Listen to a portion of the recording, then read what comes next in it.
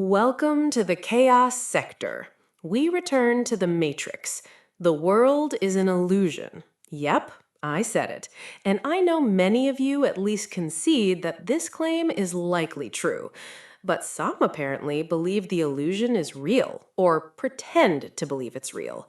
Quote, "You people have lost you damn minds.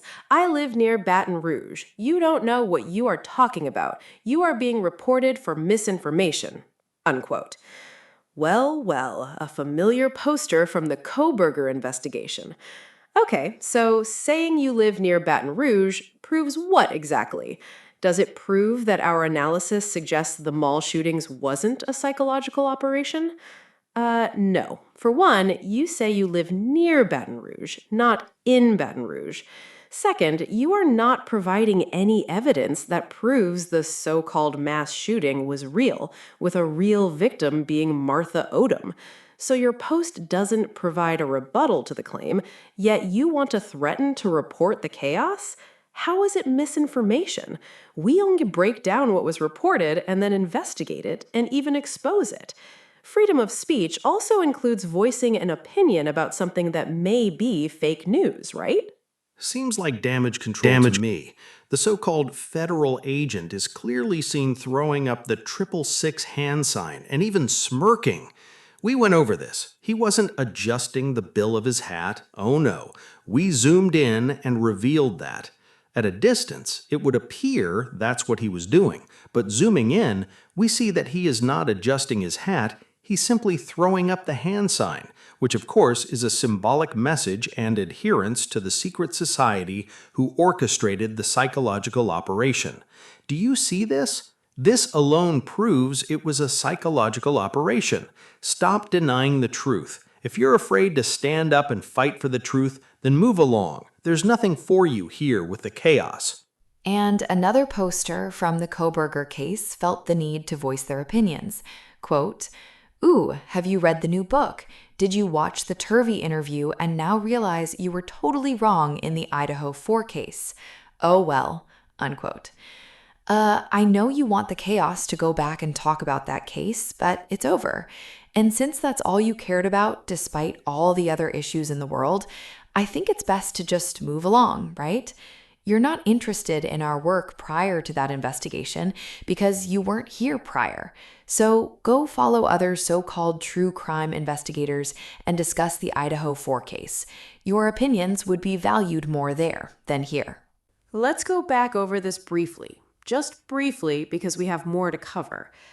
The mainstream media's job is to push propaganda. There isn't journalistic integrity, that's long gone in media. The lies media tells, the more money they make for the networks and themselves, but the more propaganda is pushed. And the more it's pushed, the more effective it is in convincing the public of it. The modern-day political Rambo decides, hey, I'm just going to attend the White House dinner and attempt to assassinate the president. Now, to that poster, do you think that was real? Or do you think it was staged to give Trump favor with the American people? Let me guess, you'd say the latter.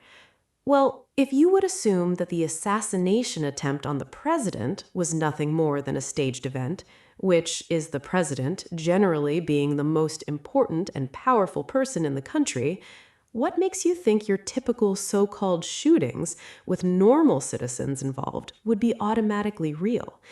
And it's not like it doesn't exist. I mean, come on. Hoaxes and psychological operations have been exposed 1,000 times over already.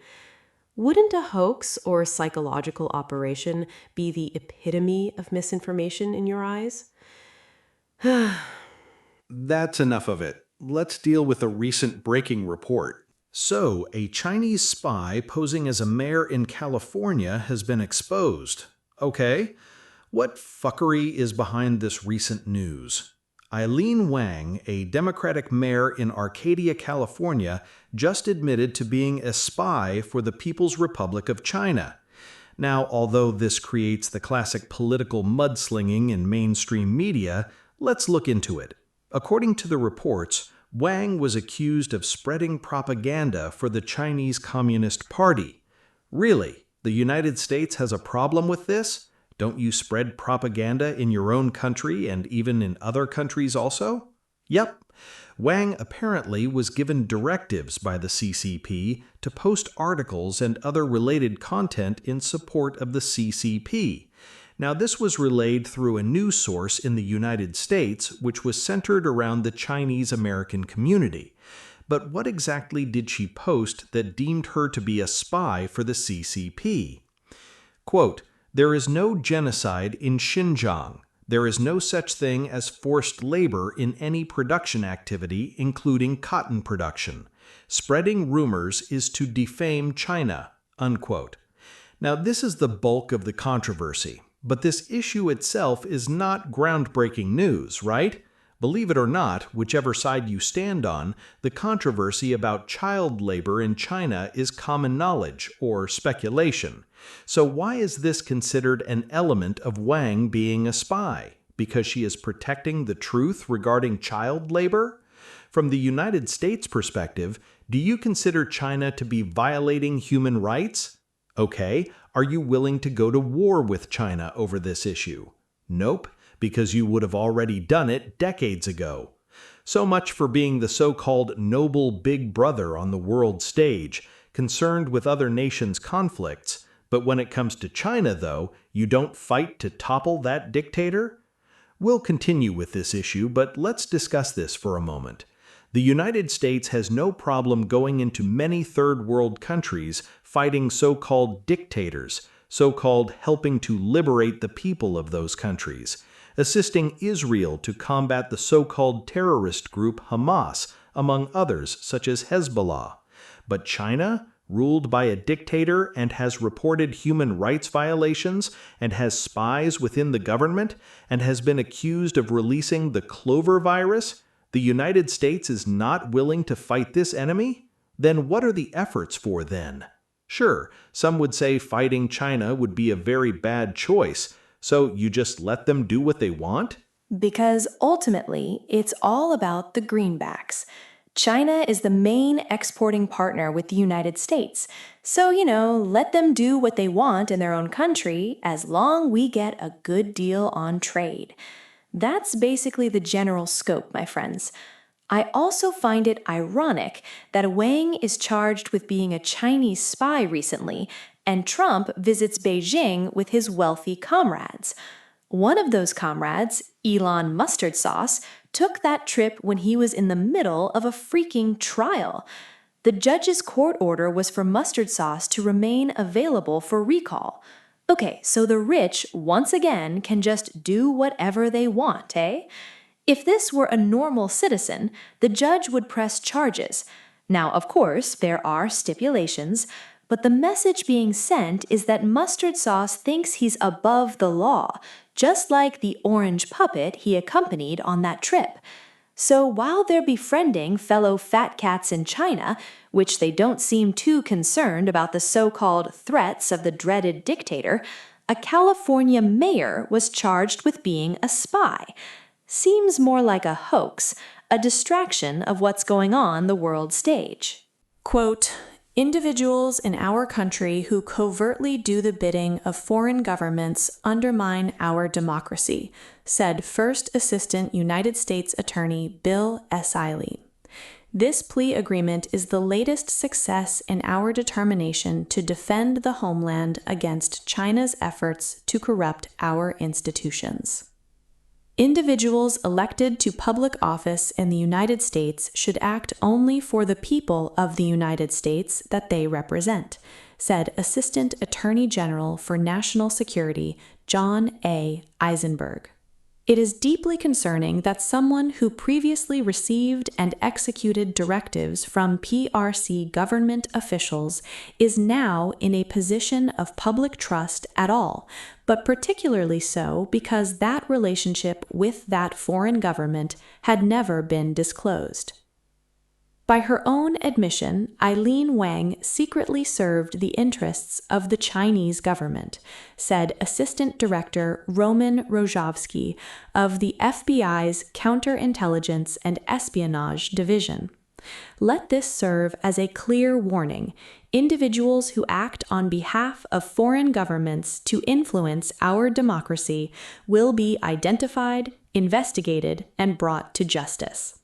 Protecting the rule of law and the transparency of our democratic process remains at the core of the FBI's mission, and we will continue working alongside our partners to safeguard the integrity of our elections and keep hostile actors from undermining the voices of the American people. According to her plea agreement, from late 2020 through 2022, Wang and Yaoning's son, 65, of Chino Hills, worked at the direction and control of PRC government officials and coordinated with U.S.-based individuals to promote the PRC's interests by, among other things, promoting pro-PRC propaganda in the United States. Sun is serving a 4-year federal prison sentence after he pled guilty in October 2025 to acting as an illegal agent of a foreign government. Wang and Sun worked together to operate U.S. News Center, a website that purported to be a news source for the local Chinese American community. Wang and Sun received and executed directives from PRC government officials to post pro-PRC content on the website. For example, in June 2021, a PRC official contacted Wang and other individuals via the WeChat encrypted messaging application with pre-written news articles, including a PRC official written essay in the Los Angeles Times that stated, "China's stance on the Xinjiang issue. There is no genocide in Xinjiang. There is no such thing as forced labor in any production activity, including cotton production. Spreading such rumor to defame China, destroy Xinjiang's safety and stability, weaken local economy, suppress China's development." Unquote. Interesting, because Wang didn't admit to actually committing the crime of spying within the United States for China. Her charges are for being a, quote, foreign agent for the Chinese Communist Party. But where is the actual evidence of her spying? Such as obtaining data about citizens in the city of Arcadia in California, or conspiring to rig elections by having connections with the CCP. None of these charges were mentioned. The only thing that was used as evidence is her pushing propaganda for the CCP regarding child labor allegations. Some may say, hey, she's working with the CCP as a United States citizen and mayor. Well, if that's the standard you're going by, then why does the United States work with China? The claim is she committed treason, right? Okay, let's walk down this road then. If you do business with your adversary, being the United States working with China, which is their adversary, isn't this treason on a larger scale? Hello, Echo. I mean, why is she held to that standard?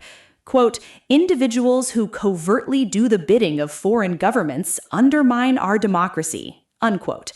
Well, isn't the United States doing the bidding of a foreign government in Israel, using taxpayers' dollars to fund a war that has nothing to do with the United States? Doesn't that undermine? Anywho, talk about spying. Get a load of the orange puppet. Just keep showing his true colors. Orange, of course. Quote, President Donald Trump said Congress must extend Section 702 of the Foreign Intelligence Surveillance Act, FISA, even if it means giving up rights and privileges. Section 702 allows for the collection of Americans' data without a warrant. In a post on True Social, Trump urged House Republicans to reject any amendments to the legislation that would have required law enforcement to obtain a warrant before collecting Americans' data. His amendments were rejected. Trump argued that he and Americans should be willing to sacrifice their Fourth Amendment right to privacy in exchange for security. He argued that he and Americans should be willing to sacrifice their Fourth Amendment right to privacy in exchange for security. Our military patriots desperately need FISA 702, and it is one of the reasons we've had such tremendous success on the battlefield. Unquote. Now, do you see this madness? Let's break it down. Quite slick of Trump to immediately point out that the very unlawful and unconstitutional actions he's pushing now was used against him during his presidential campaigns. Yeah, nice attempt to get ahead of it. And that would be hypocrisy. Well, it's not even hypocrisy. It's what was planned by the elites anyway. And Trump is just another yes man. Interesting enough, he's becoming more and more like George Bush, don't you think? Involved in the war in the Middle East, Bush enacted the Patriot Act, so-called to keep track of potential threats to the United States, or better yet, anyone who spewed, quote, anti-government rhetoric. And now Trump is pushing for warrantless surveillance on citizens. Wow, isn't this the same guy who claimed to be for the people? Who exactly are they attempting to surveil? Palestinians? Muslims? Chinese mayors? You arrest a Chinese mayor and accuse her of spying and treason, yet you're enforcing warrantless surveillance on U.S. citizens, violating their Fourth Amendment rights? Many think Democrats are wackos, but in the political matrix, Trump sure looks like a fascist, right? Eileen Wang was just a diversion, as the Trump administration will be sitting around spying on U.S. citizens. And it's likely because of two issues. The war in the Middle East, as many Americans, including MAGA, are criticizing Trump for carrying the water for Israel. And if you've been following that news, an Israeli soldier just assaulted a woman. Not going to get into that right now. Trump is starting to feel the pressure of being scrutinized by the American people, who he thought was in the palm of his hand. Then you have the Epstein files. Yeah, it's potentially very damaging to Trump if anything were to be revealed that connects him to any, and I mean any, relation to the trafficking of minors. And those files have been essentially sealed, which indicates there is something there that Trump doesn't want the American people to find out. If it were old Joe or Obama, Trump would be pulling his hair out trying to reveal what's in those files. I'll leave it with this key point. Trump, before he became the president, was a billionaire. And men with money, well, that speaks for itself. Yeah, remember how Trump grilled Hillary Clinton about those emails that she wiped off her server, wanted her to reveal to the nation what they consisted of, right? Well, doesn't seem like he has that same determination regarding the Epstein files. Now, of course, there has been a lot of information released, but there is a lot of information that hasn't been released. Some things were redacted due to victims, but there is no way that Jeffrey Epstein and Ghislaine Maxwell were the only ones arrested. This was trafficking on an elitist scale, meaning wealthy men and women were definitely involved. Furthermore, Maxwell couldn't have been the actual sole trafficker neither. She seemed to be the scapegoat. Go figure. Exactly. I've got so many thoughts on what happened, but it would take years to really dig into that and track the trail. We know for sure that wealthy elites are at the top.